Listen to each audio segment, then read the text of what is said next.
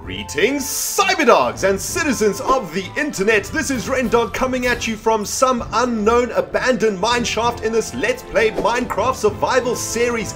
In the previous episode, we were filling up our pockets with diamonds and freaking emeralds on this, the very last adventure of Season 2. And in this episode, guys, we're going to continue to explore this giant-ass cavern, starting with collecting this sweet-ass gold that I have discovered.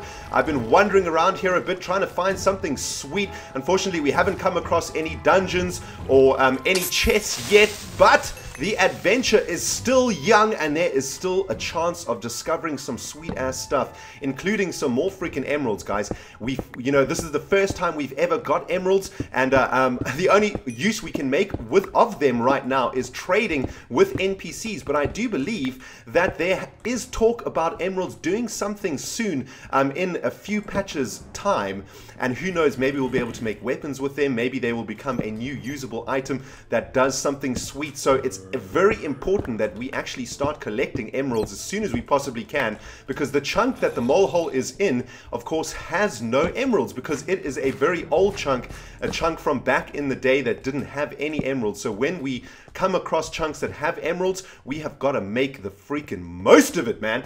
And man, this has been an absolutely epic adventure so far.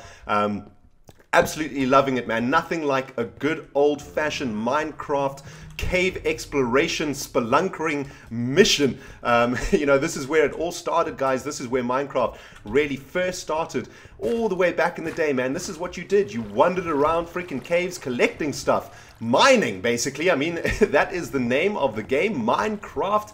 And man, it feels good to be doing this. And of course, guys, we are near the end of season dose. Can you freaking handle that jazz, guys? We are almost at season 3 of this of this series. Unbelievable, man. 200 Minecraft survival episodes in the freaking belly, and damn, it has been so sweet.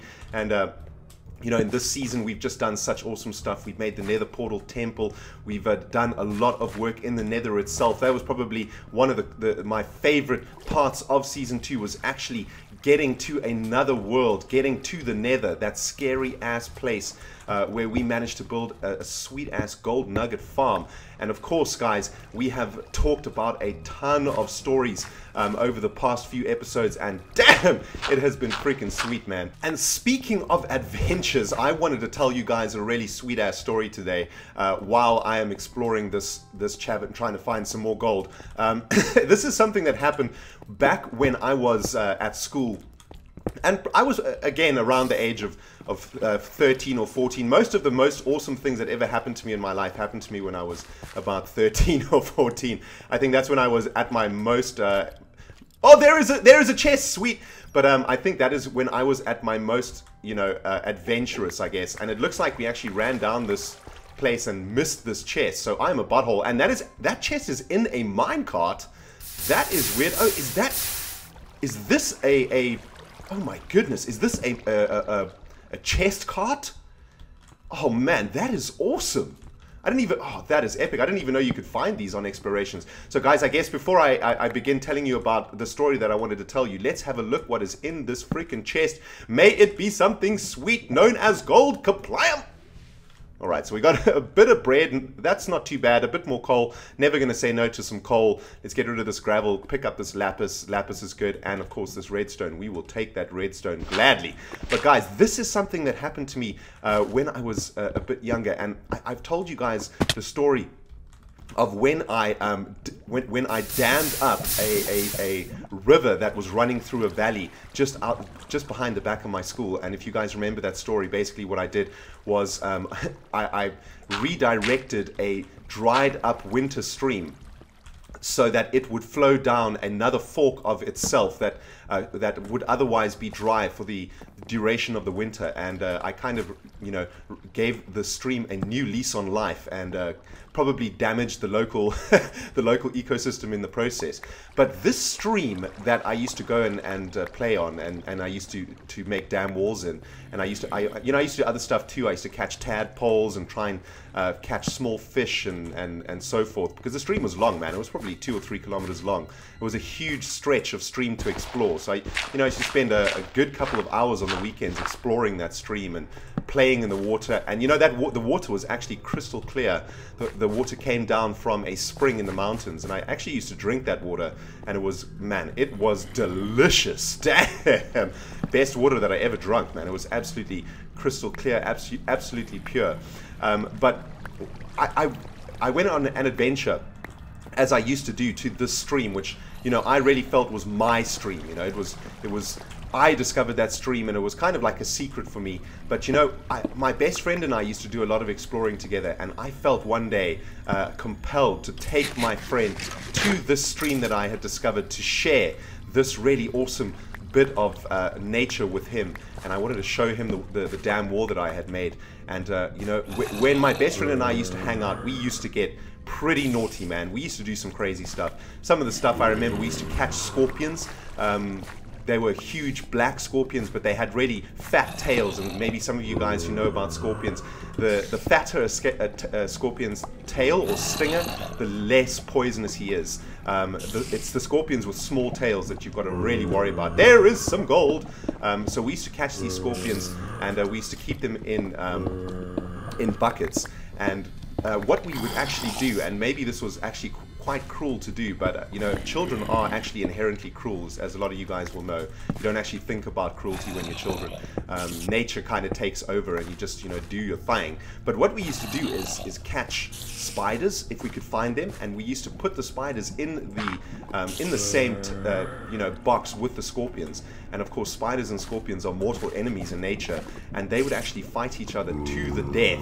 And it was pretty intense, man. It was a pretty crazy thing to do, now that I think about it. And I kind of feel quite bad about it now, but you know, the scorpions used to, I don't know, it was tricky, man. You know, the scorpions would put up a really good fight, but the spiders were really, really fast. And what the spiders actually used to do is they used to just webify, man. They would just go cray-cray with their webs, and they would just cover the scorpions' claws in silk, and so the scorpions couldn't really do anything. But the spiders wouldn't really be able to penetrate the scorpions' armor, so they couldn't really bite them or poison them. So basically what would happen is the scorpion would get sort of disabled, and then the spider would just sort of go and sit in the corner of a box. So I guess it wasn't really a fight to the death, it was more a fight to the point of disable. And we then used to take the spiders out and then try and cut the webbage off the scorpion's claws and stuff to try to release them again. But that was a bit of a tangent. Ow, butthole! I'm telling a story! What the hell? Did I just drop something? I'm sure I had something in this slot. Okay, let's just check that I haven't dropped any items. Nope, it looks like I'm all good. Have no idea what I just dropped there, man. That was weird. I'm going to take out the skelly down here. Oh, you once... Oh my goodness, that is a cave spider right there, guys. Okay, the story's going to have to wait for now, guys. I need to secure this area. We have got a cave spider infestation, and that means possible death is on the horizon. And that is definitely what I do not want right now. Looks like there may be a spawner up there. Yes, there is a spawner up there. Let's just wall off this entire area over here and get to the gold if we can. And we will try and deal with that cave spider spawner after we get this gold. Or actually we might just chicken out and go somewhere else. I'm not sure if I am actually have the nerve to face a cave spider right now. I really do not want to die on episode 98 of season 2, man. That would just be unforgivable. And I would feel like a complete freaking butthole. So let's just get this walled off over here, guys. Oh god, there is so much going on right now, guys. This is seriously not good right now. I am nervous as jazz right now. Let's see, do we have any more? What do we... No, no, no, no, no, no! Oh god, I'm poisoned! I'm poisoned!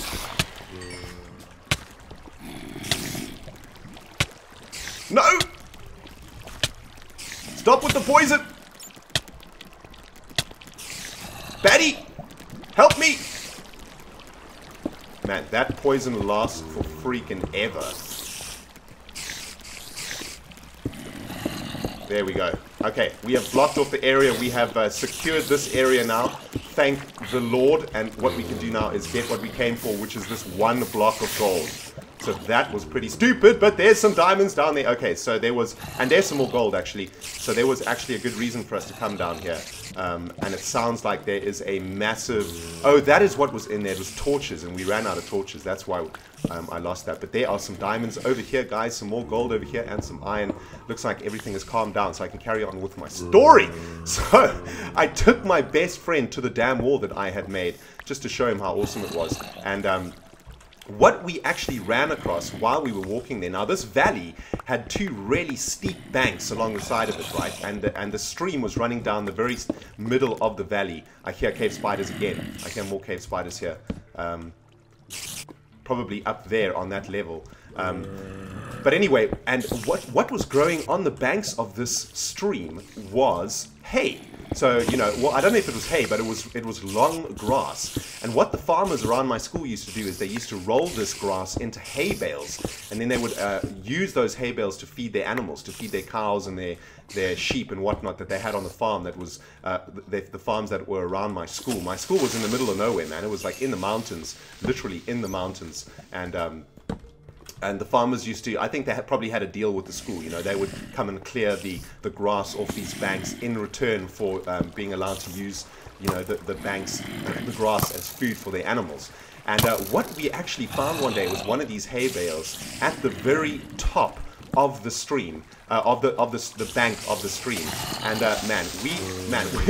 I don't know how many of you guys have seen hay bales in real life, but they are huge. I mean, they are like, and when you're a 13-year-old kid, they're about twice as high as you are. So, I mean, they are seriously massive things. And my best friend was much naughtier than I. I mean, I was a pretty naughty kid, I must say. But my best friend was like the naughtiest kid there was at my school. He was always getting in trouble, always doing really silly, stupid stuff, always getting caught also. You see, I was better, man. I was quite smart. I could do naughty stuff and get away with it. But my best friend, he was like a bad liar. You know, teacher would ask him where he was. He would tell the truth. I mean, you know, when a teacher asks you where you have been, you tell the teacher what you think the teacher wants to hear, man. You don't tell them the truth. I mean, seriously. What a noob, man. Anyway, so we were playing on this hay bale, and what we started to do was climb up on top of the hay bale, because we wanted to, you know, we wanted to stand on top of the hay bale and like try and get a sweet view of the area around the hay bale. Now I can't get out of the stream. I'm freaking trapped by this water. All right, let's do a little bit of a dam wall over here. And we got up onto the top of this hay bale, guys, and my friend climbed up first, and it was kind of like teetering on the edge, because it was on a pretty steep bank, right? It was at the top of a very steep bank, and it was sort of facing downwards in a fashion that it could potentially roll down that bank. And of course, a 13-year-old kid doesn't think about that. And my best friend climbed up onto the top of it, and then I followed him. I climbed up after him, and our weight combined actually dislodged the hay bale from its place on top of that bank, and it literally started to roll down the riverbank towards the bottom of the stream. Now, at the time, I didn't panic, because I thought, well, it's just gonna, you know, it's gonna sort of get to the bottom of that bank, and then it's gonna stop, because, you know, it's gonna go into the stream, and the water in the stream is gonna stop its momentum, and everything will be fine, and, you know, we'll be okay, and we won't get into trouble or anything like that. Well, guys, I did not at that stage of my life understand the force of momentum, especially the force of momentum behind a hay bale that probably weighed close to, I don't know, 200 or 300 kilograms, I would think. And the momentum of that hay bale, let's just say that a tiny little stream was not enough to stop that hay bale traveling in its path. Literally, that hay bale picked up speed. I mean, halfway down the riverbank that it was rolling down, I mean, it was traveling at serious pace, man. Oh my god! How the heck did I get set on fire there? And that hay bale was going so fast that it was actually bouncing off rocks on the way down that bank. And for a 200 or 300 kilogram thing to bounce off stuff, you are talking about some serious speed, people. For those of you guys who do physics or who are scientists, you guys will know what I'm freaking saying. That hay bale hit that stream, and it was basically like hitting nothing, basically. I mean, it was literally, I need to eat some tater juice, guys. I'm poisoned, and I'm under attack. Dude, back up. Please don't die, please don't die, please don't die. Ooh, damn, son. Okay, so the cave spiders are up this way, guys. Anyway, that hay bale was hurtling, guys, and when it hit that freaking stream, it was like the stream wasn't even there. And the hay bale was going so fast that it actually carried on going up the other side of the bank of the stream. And at the top of that bank was a road. A dirt road where the farmers used to travel with their trucks and whatnot. And that hay bale, and as it hit the stream and it didn't stop, I thought, okay, well, the stream wasn't good enough to stop it, but you know what? There's no ways that hay bale can carry on going up a steep bank. Surely its momentum will slow down as it hits that bank. Looks like we're going to have to make some more torches over here, guys. So let me just quickly put together a crafting table and some sticks, and we will make some more torches. But guys, that hay bale continued on its way up that freaking bank like nobody's business, like that bank meant absolutely nothing to it, and it's actually rolled all the way up on top onto the road above, and ironically stopped in the middle of the road. It was a dirt road, so it probably had quite a frictionless, I mean a friction heavy surface. The road was quite soft, I guess, made out of soft material, and that hay bale actually rolled all the way up to the top of that road, and then stopped at the top of the road, blocking the path on the road. And unfortunately for us, there was a farmer who was delivering some goods or going to town or something, and he had witnessed, oops, oh my goodness, that was close. He had actually witnessed the entire thing from his vehicle, because he saw the hay bale rolling down the hill, and luckily for him, he actually stopped just in time before being owned by our hay bale. But we are under siege by a butt ton of skeletons over here. Anyway, the farmer was not happy, shall we say. He obviously had a delivery or something that he was going to miss, and my best friend and I didn't actually know what to do. We thought that we would try and run, but we couldn't, because the farmer was shouting at us, and man, we basically just got busted. And the farmer came over to us and basically grabbed our arms, and dragged us to his vehicle and took us straight to the principal of our school. And damn, did we get into some trouble for that, man. But man, that was a sweet ass adventure, and I just wanted to share that one with you guys. It was awesome fun, man. I really loved going on adventures with my best friend at school, man. We had some good times, and I'll tell you loads more stories and loads more trouble that we used to get into in season 3, guys. But for now, we are in a very precarious place. There could actually be a dungeon up here. There are quite a lot of skeletons spawning over here, and damn, man, our breastplate of the dog is doing the business. We are not taking damage from these skeletons, but we do have a ridiculous amount of arrows in our butthole right now. Check that out, guys. Do we actually have an arrow in the butt? Nope. Looks like there's one in the butt cheek, but not quite in the butt. So, guys, this has actually been quite a lucrative mission so far. We've managed to pick up some gold. We managed to pick up a whole ton of iron and some freaking diamonds, which is really sweet. Enderman! Alright, let's see if we can actually take him out this time. Do not run away! Fight me, you bastard! Oh, God, these Endermen are such chickens, man. They do not want to engage the RENDOG'S. Alright, so guys, we also have found one chest, but there was nothing in that chest. I was hoping for a new enchanted book, but alas, that was not to be. But there is a spider spawner around this area somewhere, and I'm not entirely sure I want to actually engage that spider spawner. My constitution right now is not feeling up to it. So let's just carry on exploring over here, collecting some more gold, seeing what is down this here tunnel. Absolutely nothing. Remember, guys, what you want to do is dig in a couple directions at the end of a mine shaft, because you never know, you can break into a new mine shaft. Dig in all directions, including upwards, because often these mine shafts are in multiple levels. As you can see, it looks like we have broken into another little cave over here, which is sweet. So let's get our buttholes up here. Keeping our eyeballs open for chests.